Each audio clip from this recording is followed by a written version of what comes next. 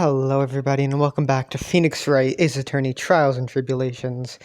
We are starting the final trial for this case. My dog is in the room. She's not allowed to leave this room currently.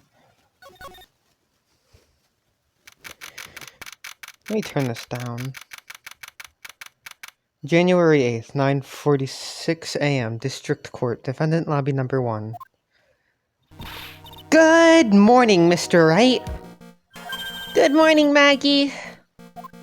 So, what do you think is going to happen today, sir? Yesterday's session didn't go so well, and then ended on a giant mystery. That's true. And we still haven't solved a single part of it yet. Are you okay, Nick?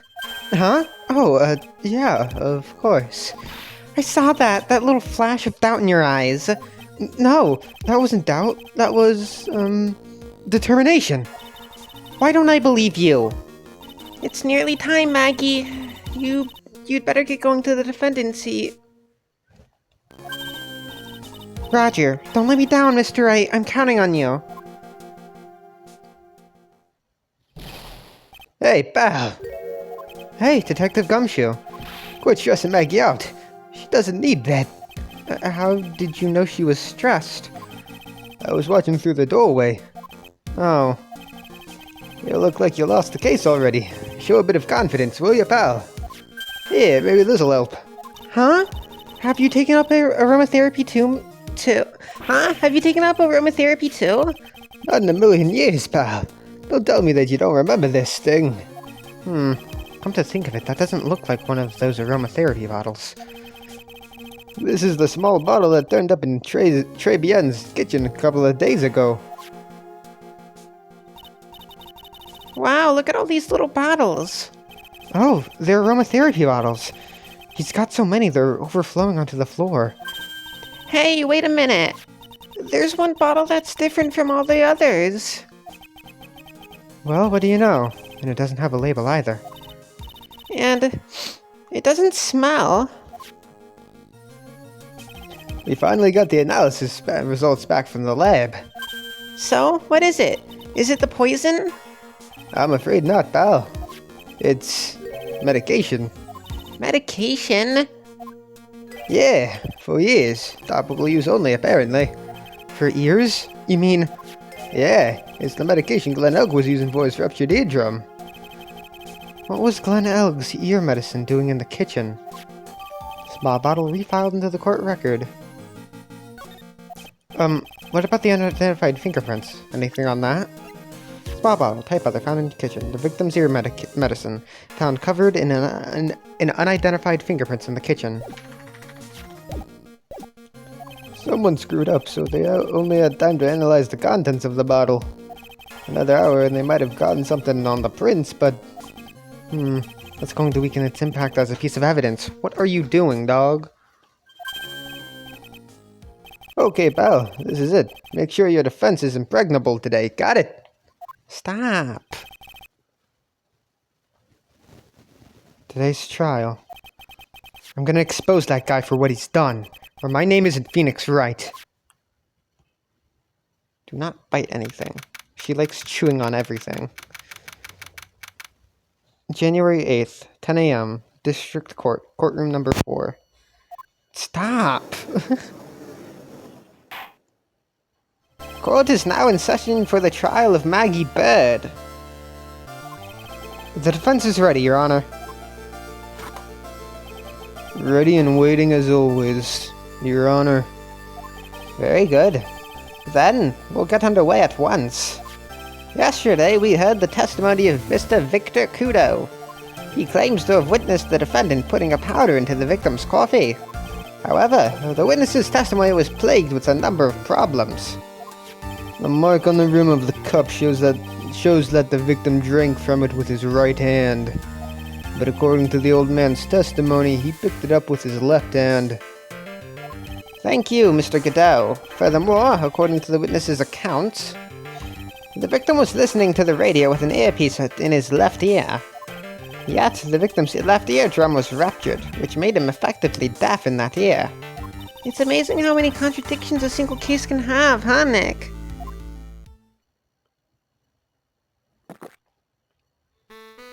Ah, allow me to enlighten you, Your Honor. The world, you see, keeps turning, and we must turn with it. You've lost me already, Mr. Godot. Don't let the mysteries of yesterday mystify you today.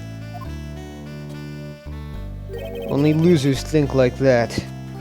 You've got to change with the times. That's one of my rules. Why are you side-eyeing me, dog? Don't smack your lips at me. She's cute. Are you implying that you've resolved these contradictions? You know the answers to these riddles. The old guy wasn't just throwing seeds in here. He was throwing us off the scent. And today I'll prove it. Very well. Let the first witness take the stand.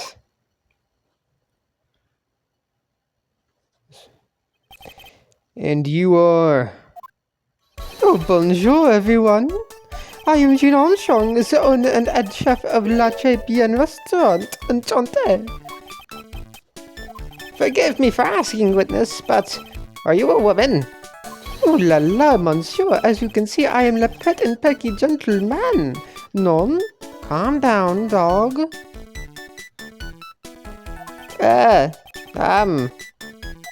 On the day of the incident, you were in Tribulations' kitchen. Isn't that right? It was you, monsieur. Everything feels right.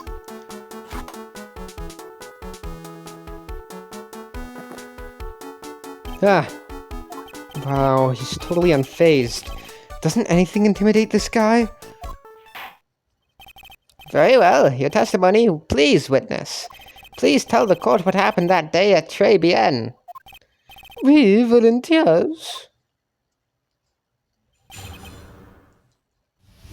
Tribulations. When it all happened, there were just 2 customers in my restaurant.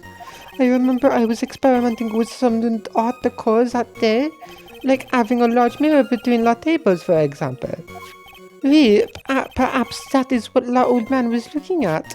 The cup, the earpiece, and the glasses. He would have seen everything in reverse, no? Mirror? Oui, un grand mirror. The most enormous mirror. No, she's biting me. Not cool, dog. Not cool. And suddenly, the mystery disappears. Like I said, the world keeps turning, so roll with it. That would explain the coffee cup and the earpiece conundrum. The mirror would have made everything appear back to front. What the heck? It's way too early in the morning for this to be happening to me. Now then, Mr. Wright, you may begin your cross-examination. At Tribulations. When it all happened, there were just 2 customers in my restaurant. And who were the 2 customers exactly? Of course, the young man who died, and the other not-so-young man. You are referring to yesterday's witness, I presume. What about the other man Maggie says she saw at the table? Something tells me Mr. Armstrong isn't planning to disclose his existence. We need some hard evidence first before we can bring him up, don't we? I guess I'll just have to try a different approach for the time being. I remember I was experimenting with some new art decor that day. You were experimenting with art deco? How come I never heard about that before today? You are not familiar with the language of interior design, monsieur? Please stay on topic. Now, why didn't you tell the court about this before? But I did, just a few moments ago. Excuse me, Mr. Armstrong. This deco you mentioned, are you referring to some sort of decoction? What? No, art deco. It's a style of design, Your Honor. He's talking about interior design. Walls, ceilings, carpets, that kind of thing. Ah, yes, of course. That deco. I was trying to achieve a more effeminate look for my restaurant. I was studying the most bold remodeling of la decor. Like having a large mirror between the tables, for example. How big of a mirror are we talking about here? Oof, seems something about 4 meters wide and about 2 meters high. Let's see, if 1 meter is about 1 yard. Holy glass in a frame, that's huge. I was intending to install it on the ceiling eventually. The ceiling? Was there a mirror on the ceiling? I don't remember. No, I know, but I decided not to go through with it in the end. What should I do? Should I ask him more about the mirror or not? If you really had such a large mirror in the restaurant, someone would have noticed it. But there's nothing about a mirror in Mr. Kudo or Maggie Bird's testimonies. But... You didn't ask, Wright. You have only yourself to blame for such sloppy work. What? A mirror was delivered to Tribulations the day before the incident. Really? As Mr. Armstrong testified, he was carrying out some design changes. And as it turned out, he didn't actually use the mirror in the end. This just doesn't add up. Even if a mirror was delivered to Tribulations, it doesn't prove that it was in the restaurant on the day of the crime. Ha! If you want to doubt someone, try it. Look in the mirror. I'm sure the person looking back at you will be dubious enough. So the witness yesterday had seen the victim reflected in a mirror. Perhaps that is what La Old Man was looking at. Normally I'd expect people to know the difference between a reflection and a real object. Normally. How does normality come into this? That's lame, Wright. Even for you. Huh? Are you trying to say that if something isn't normal, it isn't possible? Is that it? Where does that leave the porky-headed lawyer and the top-notch chick over there? And the ungodly cool guy with the mask over here? Well, Wright. Ah! Not the hair. I do not have a top knot. Don't lie. That is correct. A lack of normality is no basis for discounting an argument. Bien, logic as one letter. The cup, the earpiece, and the glasses, you would have seen everything in reverse, no? Everything? He would have seen everything in reverse? Oui. Hey, Nick, we should take a second to think about what old CD said in his testimony. How did he phrase it again? The boy was wearing the earpiece on the same side as the green lens of his specs. No question. You can lock me up if I'm wrong. It was his left ear without a doubt. And then he used the same hand to pick up the cup, his left hand. If he saw everything he described reflected in a mirror, then everything he said he saw on the left was actually on the right, huh? And that clears up all the problems with his testimony, I guess. Or does it? It's kinda hard to believe everything's the fault of a mirror, but... Do you think old CD saw everything through a reflection? If he did, it would explain all the contradictions in his testimony. But that just makes the situation worse for Maggie. There's gotta be something in that old man's testimony. We've just gotta dig deeper.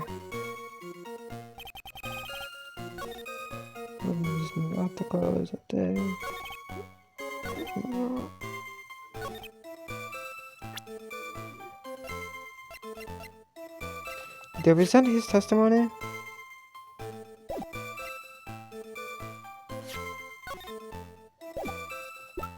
Where's this crime file?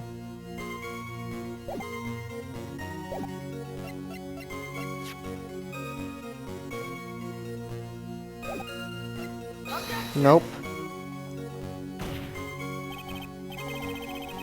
Alright, hold on. Your Honor, that statement contradicts this evidence. It does. I don't see anything contradictory. Huh? Really? Objection overruled. Try to think before you make accusations, Mr. Wright. Whoops, that didn't go so well.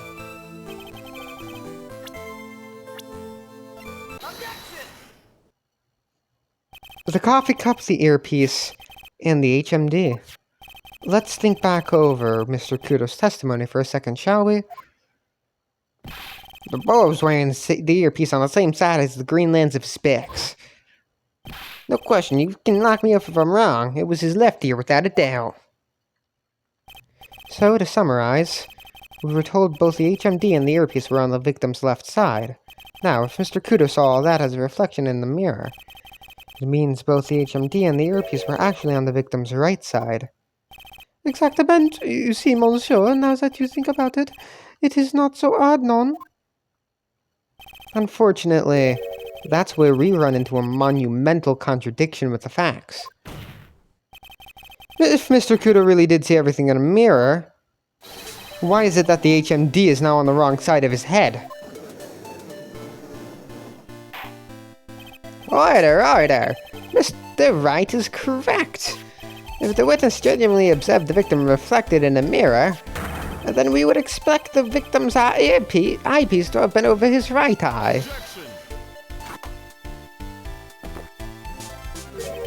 Oh, bitter. Right. You should have a taste of this bitterness.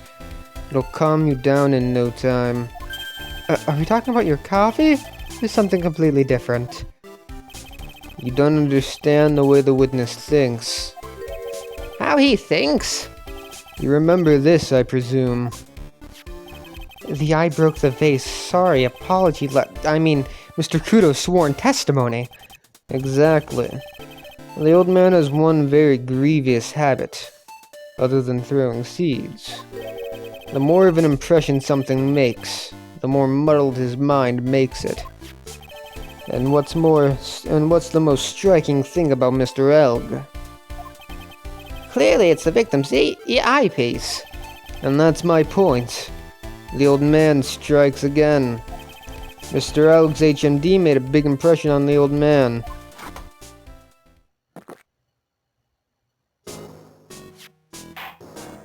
I saw the earpiece and those newfangled spectacles he was wearing.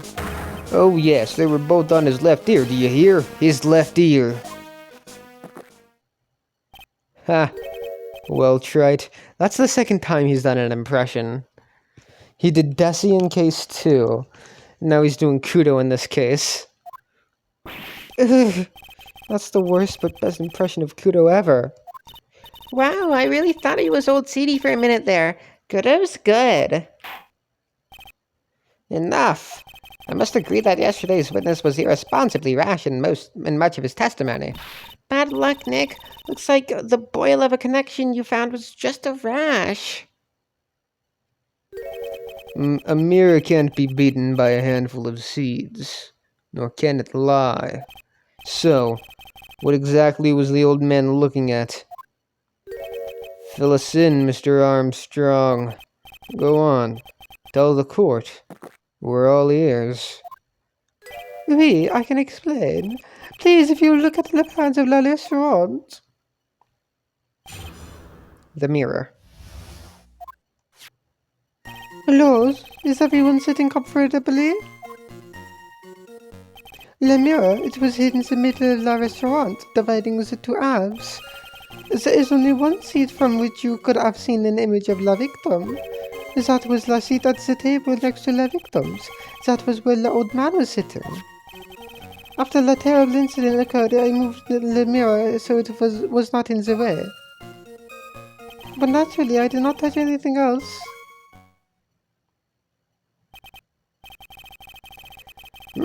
I see no problem with the explanation we just heard. From the table next to the victims, Mr. Kudo could have seen the victim in the mirror. What a naughty little coquette I am, how confusing old Zimben like this. Don't worry about it.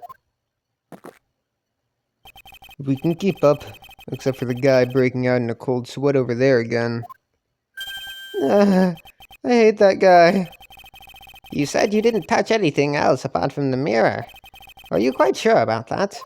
But yes, of course. Very well. Mr. Wright, your cross-examination, if you please. The mirror. La mirror, it was in the middle of the restaurant, dividing the two halves. So, run this by me again. The mirror was here, correct? Oui. We? Really? Because I know if I were you, I wouldn't have put a mirror there. It would be in the way. Look who's talking, Wright. Huh? You're obstructing my view, among other things. But, this is my seat in the courtroom. Tribulations' charm is that it gives you the impression that you're the only customer. Temporarily placing a mirror in that spot would hardly be in the way. Unlike you, Trite. I tell you, Monsieur, the mirror was there, in the middle of the restaurant. There is only one seat from which you could have seen an image of la victim. And where would that be? Oh la la, look how you lean towards me. I always attract the younger boys. Maybe I should keep you in suspense a little longer. Mr. Armstrong, tell the court what you know at once. I attract the older ones too, you know, handsome. Shall I tease you too? Nah. I'm already seeing a very hot someone, so I'm afraid you'll be waiting for a long time. I bet she has mocha cream skin and cappuccino perfume. Yeah, I will tell you. There was only one seat from which you could have seen. That was the seat at the table next to the victims. That was where the old man is sitting. So why can you only see the victim from that particular seat? My, monsieur, it is obvious, no? If you look at la planche, you will understand. The victim would have been reflected in la mirror like so. If you were sitting at the table next to him, you would see everything, no? So that's the old seat he was sitting in on that day, when the poisoning happened. The old man was sitting at the table next to the victim. Why does that seem kind of odd? After the terrible incident occurred, I moved la mirror so it was not in the way. Did you move the mirror while Mr. Kudo was off calling the police? Oui, exactement. I carried it out of la restaurant then. You moved a huge mirror like that all by yourself. What can I say? I know how to pick things up, handsome. Kudo actually laughed at something! Well, given the witness's physique, I suppose it is possible. Did you move anything else from the crime scene, Mr. Armstrong? I look like the obliging type. No? Obliging type. But naturally, I did not touch anything else. Are you sure about that? I touched nothing except la mirror. Mr. Wright, is there something the witness has said that doesn't match the crime scene? Yeah, there is. I just can't put my finger on what exactly. Suffering from a case of heartburn, Wright. Oh, I have just this thing for that. An oil with golden myrrh and frankincense. What the fuck are those words? Add a few drops to your coffee and voila. Enjoy. Focus, Phoenix. Breathe. I need to ignore those two and just find some evidence. It is pretty strange though, isn't it? I mean, nobody mentioned anything about a really large mirror. You'd think someone would have, but Maggie didn't, and neither did old Seedy. Then the only logical explanation is that there was no mirror inside Trebian that day. Now I've just got to prove it, somehow.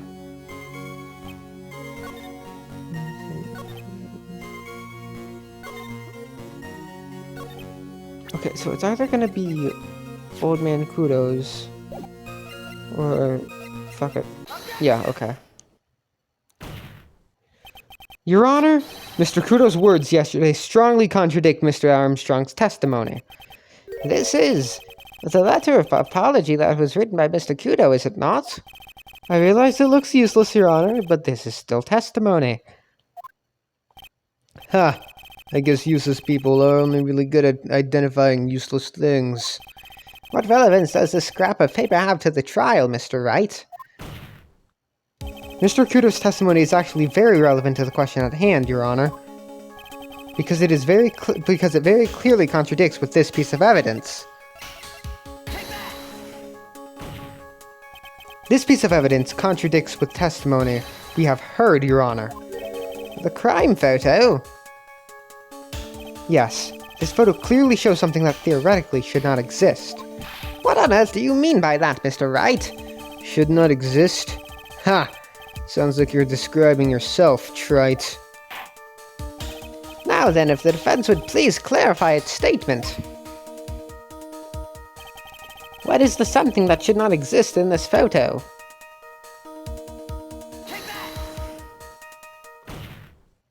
There is one thing that was clearly demonstrated by yesterday's testimony. Mr. Kudo broke the vase that was on the table where he was sitting. And yet, as the court can see, there is an unbroken vase on the table next to the victim. Why? Because Mr. Kudo was not, in fact, sitting at the table next to the victim at all. Don't be an idiot, trite. That's impossible. That seat's the only one Kudo could have seen from the victim's reflection. That seat's the only one Kudo could have seen the victim's reflection from. Exactly. There's only one conclusion we can draw from this contradiction. There was no mirror in Tribulations that day. Your testimony, Mr. Armstrong, is an elaborate lie. Mon Dieu! Don't try to confuse the court, trite. Obviously, the witness cleaned up the vase, while the police were taking their time getting to the crime scene. Unfortunately, Mr. Godot, that doesn't quite work for me. Mr. Armstrong already testified to the contrary, in his own words.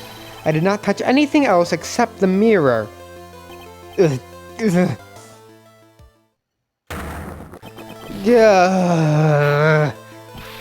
Well, witness, what do you have to say for yourself? I was right. There was no mirror in the restaurant that day. In light of this revelation, we return back to the original problem. Why did the victim have an earpiece in an ear in which he couldn't hear? Ha! You only get one shot in life. There's no turning back. If you want to claim that the mirror wasn't there, trite, then this problem is all yours. How do you explain what the old man saw? If I can answer this, then I'll be that much closer to the truth. I can feel it. Are you going to be okay? Can you really solve this contradiction, Nick? There's more than just this one contradiction, Maya. What do you mean? Remember what Maggie told us? There was another man at the victim's table. And there was a sample CD on the victim's table. It all flies in the face of Mr. Kudo's testimony. And I think I know the reason why nothing in this case is adding up. Well, Mr. Wright, let's hear your answer. Yes, Your Honor. The reason behind all the contradictions in Mr. Kudo's testimony is simple. This case is riddled with contradictions, yet there is one very simple answer that clears them all up. And what is that? The incident Mr. Kudo witnessed and the incident the victim experienced were two completely different events. What? Yes, the victim that Mr. Kudo saw wasn't Mr. Glenn Elg at all. It was an imposter, a phony pretending to be Mr. Elg. Obviously, unlike the victim, there was nothing wrong with the imposter's left eardrum. That's how he ended up wearing the earpiece in his left ear by mistake.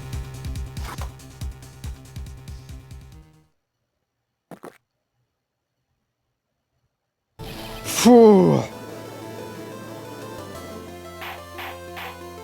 Order in the court. Settle down or I'll clear the courtroom. Quiet, Gramps. Why don't you clear out of here, huh? What did you say? Wright, are you saying that what Mr. Kudo saw was a setup? Yes. Someone pretended to be Glenn Elk and acted out the whole coffee poisoning. All for the express purpose of creating a witness out of one Mr. Victor Kudo.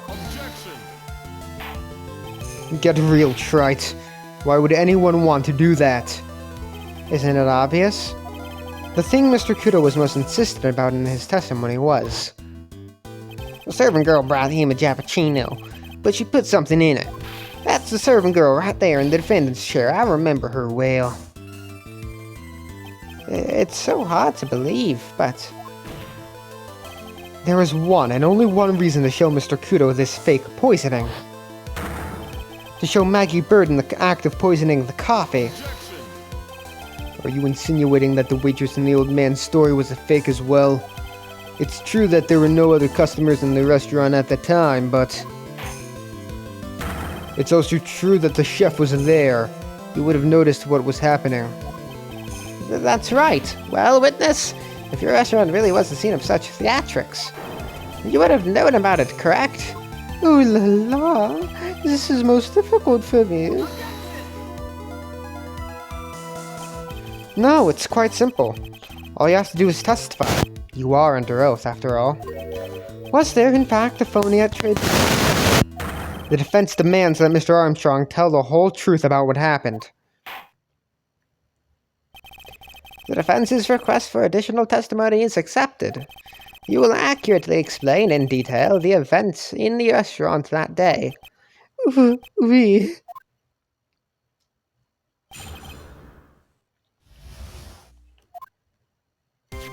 Le victim, monsieur, he came to my restaurant alone. I remember the old man arrived not long after him. There were no other customers. When he got word he won the lottery, Monsieur Elk became very excited. It was approximately 5 minutes later that the poisoning incident occurred. No, there was no time for funny to do the acting. Do we have this music? Okay. Bum bum bum bum bum bum bum bum. Bum bum bum bum bum bum bum. Bum bum bum bum bum bum. Bum bum bum bum bum bum. Bum bum bum bum bum bum.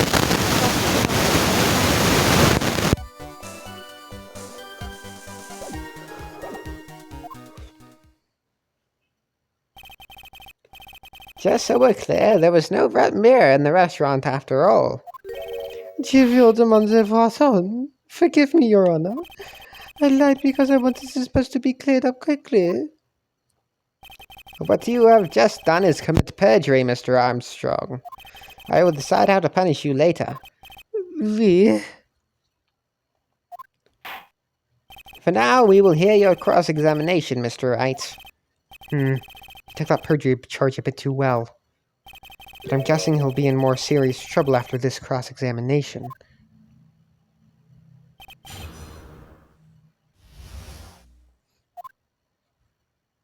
La victim, Monsieur Eric, he came to visit my restaurant alone. Was he alone at his table as well? Oui, I saw him in the kitchen. Yet the defendant, Miss Bird, remembers it differently. She swears there was another man at the victim's table. Ha! Unfortunately for you, Wright. Yesterday's witness also testified that the victim was alone. You know, seeing you squirm like that reminds me of a certain coffee's bittersweet bite. What kind of coffee has he been drinking? It's not coffee, it's love! It's love that's bittersweet! Hearing Maya say that makes her seem wise all of a sudden. I remember the old man arrived not long after him. By old man, you mean Victor Kudo, correct? Oui, he comes often for my special coffee. I drank your coffee once, Mr. Armstrong. It's special, and I'll give you that. It's worth a sip just for the experience. Ooh, you make me happy, monsieur. You are most welcome in this house. So this is worth one sip. So, Mr. Kudo was at the restaurant at the same time as the victim.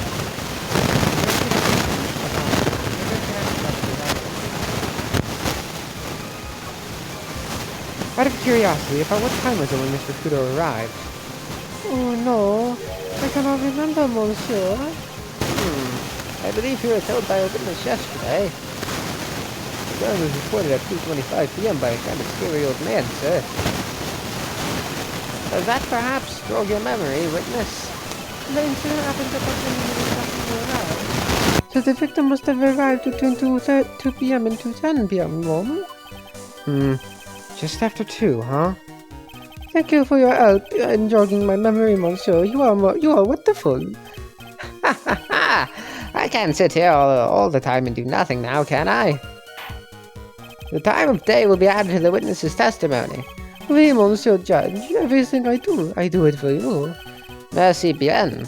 That's French, isn't it? I'm glad at least one person is in a good mood. He's even humming a song to himself. I remember the old man arrived not long after him, just after 2 p.m. Are you absolutely sure about the time? When I arrived, Well, why did I say arrived? when I think really hard, I am sure it was just after 2, oui. It is the time I stopped serving the lunch menu. Quite right. I always break for lunch when the restaurants are serving their specials. I've been known to wind up a case early just to make it on time. Ha ha! I guess you should never get between a hungry judge and his lunch. Oh, would you look at that? It's almost lunchtime already. Witness, get on with your testimony, please! There was no other customers.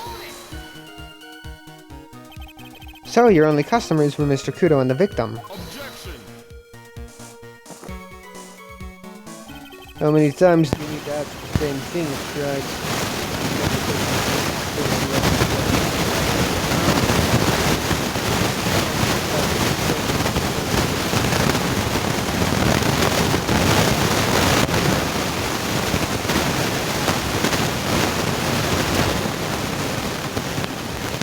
There's a hole in this testimony somewhere. I'm sure of it. When he got word he won the lottery, Monsieur Alec became very excited. Did you see him? No, I was in the kitchen, but I heard him. I remember him shouting, yes, $500,000. Presumably the defendant heard that too, then, correct? Maggie? She looked like a poor little frightened dove. And what about Mr. Kudo? The old man choked on some bird seeds that got stuck in his throat. Seems we now have yet another incident on our hands. It was approximately 5 minutes later that the poisoning incident occurred. And what were you doing at that point? Without any customers, you must have had time to kill. I am a multi-talented woman, monsieur. Sorry? What do you mean? There is the renowned chef Jean Armstrong and landlord tragic poet Clarice Armstrong. Clarice? Oui, I was writing a poem, an angry tale of a chef and $500,000 of debt, cooking for a man who won $500,000 on the lottery. It is called Pourquoi. It means why. Perhaps I could recite it for la court? Please! None, there was no time for a phony to do the acting. You mean you contacted the police as soon as the incident occurred? I asked the old man to call from the payphone. By your own argument, Wright. The purpose of this phony victim's performance was so the old man would see it. In other words, once the incident occurred, this opportunity would completely disappear. Indeed. Then, it seems the shadow of doubt has been lifted, n'est-ce pas? I'm butchering these French words, I'm so sorry. I guess Mr. Armstrong is connected to this case, huh? Absolutely. Someone was impersonating Mr. Alec, and I refuse to believe he was oblivious. He was there the whole time, after all. But if you're right, wouldn't Maggie have noticed too? She fell unconscious when the incident occurred. Remember? you mean that's when the phony staged his act? We'll know for sure once I find a hole in this testimony. Bum, bum, bum, bum. The victim. Alright.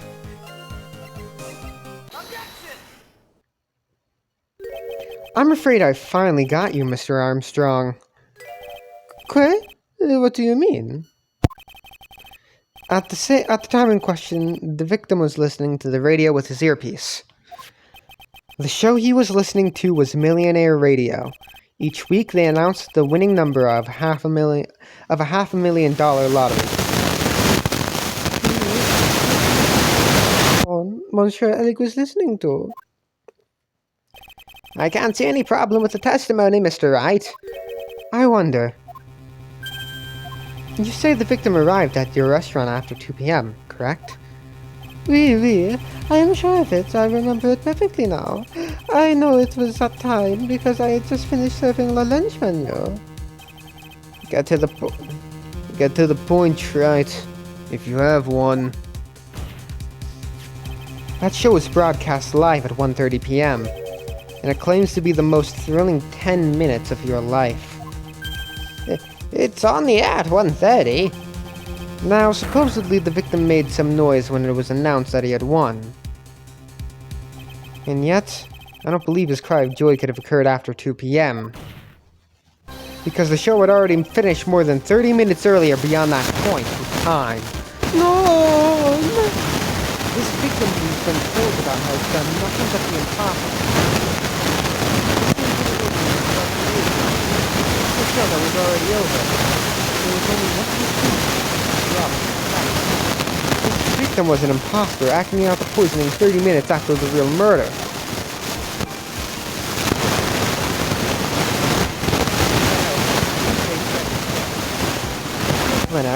Glenn Elg, now dead, having been poisoned by the real killer, and the phony Glenn Elg, acting out the events for Mr. Kudo to witness. It certainly seems that way. I mean, if that wasn't the case, how could you explain the time discrepancy? Quite a performance, Wright. You were almost on a roll. But sadly, foundation of rhythm to build your song. What the fuck is this? Music Theory 101? Let's recap. According to your imaginative theory, it's now just after 2 p.m. The phony Elg is performing a play for the benefit of Mr. Kudo. How do you explain then where the real Glenn Elg is? I don't believe I have to spell this out for the court. However, at that time the real Glenn Elg was already dead. That's certainly the obvious conclusion. Thank you, Trite. That's exactly what I was hoping you would say. What? Now, I presume you can prove this theory of yours. Can you explain where the missing corpse went to? The missing corpse?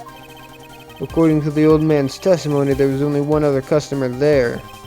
If that customer was the phony Glenn Elg, then where did the killer hide the body of the real victim? The prosecution has a valid point, Mr. Wright. If your theory is to stand up to the examination by the court, you must provide us with proof by answering the prosecution's question. Where did the killer hide the body? Yes, Your Honor. No conjecture, Trite. Let's hear some facts for once. Show the court a piece of evidence that proves where the body was hidden. Evidence? What's wrong with the intense pressure in here all of a sudden? I thought I had him with that contradiction. But he's turned it all around and backed me into a corner instead. Well, Mr. Wright, the court will now hear the defense's theory and evidence. First, where was the body of the real Mr. Ellick concealed? I don't think, because that would be, it would have, no. It would have been too dangerous to take the body outside. Obviously, the body must have been hidden somewhere inside Tribulations. Interesting. But where could a body have been hidden inside a restaurant? Perhaps you would care to show the court on these plans, Mr. Wright? Yes, Your Honor. The exact location where the body was concealed inside Tribulations is... The body was hidden here. I see. Nice supposition. But the real question is, can you back it up? Where's the evidence that proves the body was hidden in that location? Mr. Armstrong, do you recognize this bottle? No. I have never seen that ugly bottle before in my life. I only use the very best bottles, monsieur. Is the highest quality only for me. Where was that bottle found, Mr. Wright? Interestingly enough, Your Honor, it was found in the kitchen of Tribulations. Quoi? But I only ever use these bottles for my aromatherapy oils. But this bottle doesn't contain aromatherapy oil, Mr. Armstrong. No, it contains a medication. What kind of medication? I'm sure everyone remembers, don't they? That Mr. Elg visited an otolaryngological ear clinic and was given medication that day. You can't be serious. The defense had the contents of the bottle analyzed, and I have the lab results here. The contents of the bottle match the prescription that was given to Mr. Elg. Ugh. Glenn Elg's murderer hid the body in the restaurant kitchen, at which time this bottle fell out of the victim's pocket. Mr. Armstrong, when the incident occurred, didn't you say you were in the kitchen? Number one, too. Yes, you know what I'm about to say. It was you who hid the victim's body. You did a fine job pretending to defend my client, Maggie Bird. However, you were setting her up to take the fall behind the poor girl's back. No. Order. This is an extraordinary development. Witness, did you murder Glenn Elg? Never. I could not do such a horrible thing. No. Oh, he's okay.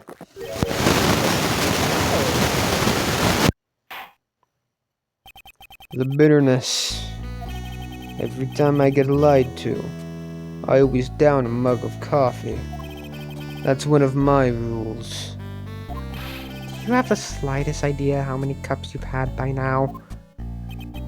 Then I like to do the same to the person who lied to me. I like to take them down with my empty cup. Listen up, chef.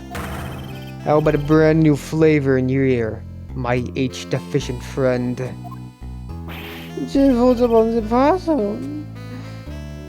Please, you must air me out.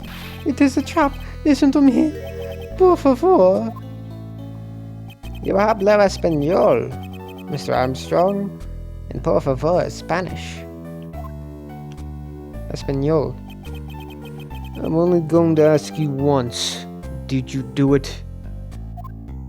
None. Absolutely none. I...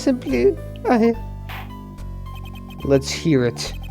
You've got one shot. Right, Gramps? Witness, the court will permit you the chance to make one final statement. If you lie under oath again, Mr. Guru's coffee mug awaits you, as does my gavel. Oui, it is clear. What do they always say in the movies? I've got a bad feeling about this. Very well. Begin your final testimony, Mr. Armstrong. The confession. It is true, I hid the body in the kitchen. A man forced me to do it. I had no choice. I had to go down with him because if there was anything I could have revealed. But I did not kill him. I swear it, you must believe me. You were forced? By who? I cannot say, or I will be erased. In question, then. When Mr. Oak died, was he really the only person at his table? Yes, I was.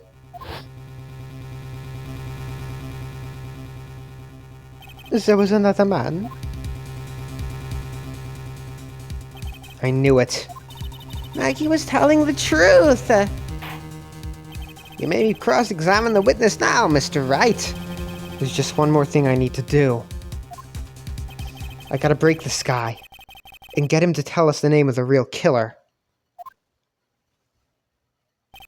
The confession. It is true, I hid the body in the kitchen. Did you carry the body by yourself? Oui, I carried him, and I carried Maggie too. Maggie too? When she saw the victim collapse, she fainted. I could not leave her there. But why did you hide the bodies? A man forced me to do it. I had no choice. What man? Who was he? No, I cannot say. I fear for my life. He's really scared. You just have to put the words in his mouth, Nick. Yeah, you're right. If you won't tell me, I'll tell him. But why would you go along with this man? I had to go along with him because there was a reason why I could not refuse. And what reason would that be, Mr. Armstrong? You know, monsieur. Yes? Surely you cannot expect a young maiden to talk about such an embarrassment. A maiden? You're a bit old to get away with that. And a bit too male. I can't finish the cross-examination without establishing his...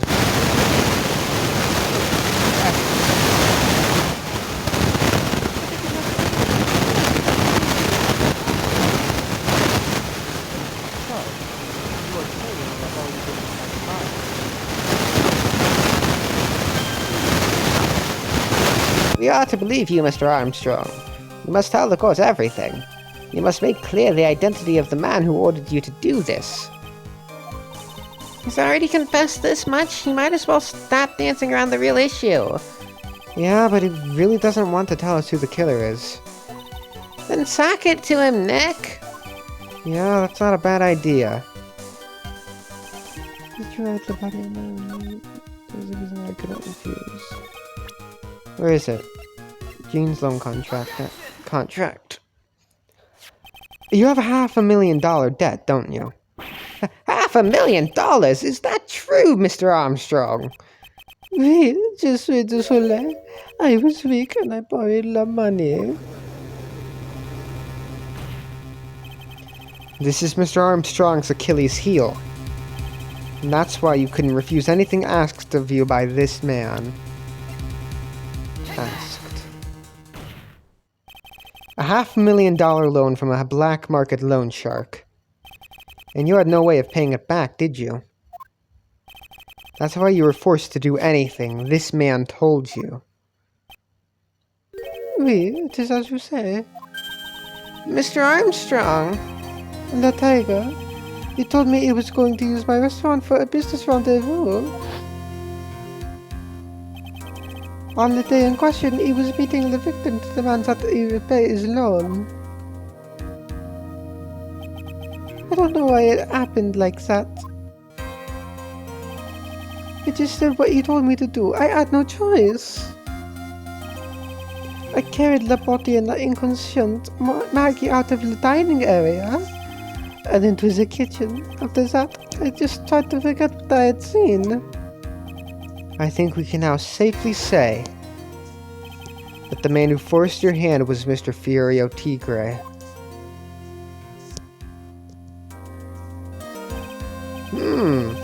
I do have one further question for you, Mr. Armstrong. The poison and the lottery ticket were recovered from the defendant's apron pocket. Was that your doing as well? No, I know nothing about that. Making it look like it was Maggie who had done it. I was not. It is despicable.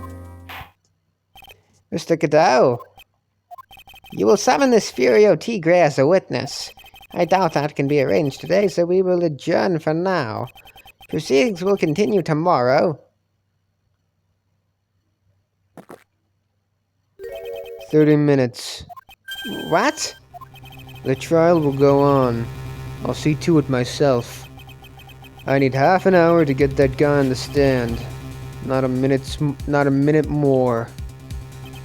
How the... Don't sit back and relax yet, Wright. No one knows if that chef is really telling the truth or not. This trial could still go either way. Very well. Your request is granted, Mr. Godot. We will resume once Mr. Tigre is ready to take the stand. Until then, court is adjourned for a 30-minute recess. To be continued. And we will continue. And stick it to Furio Tigre next time. Bye-bye!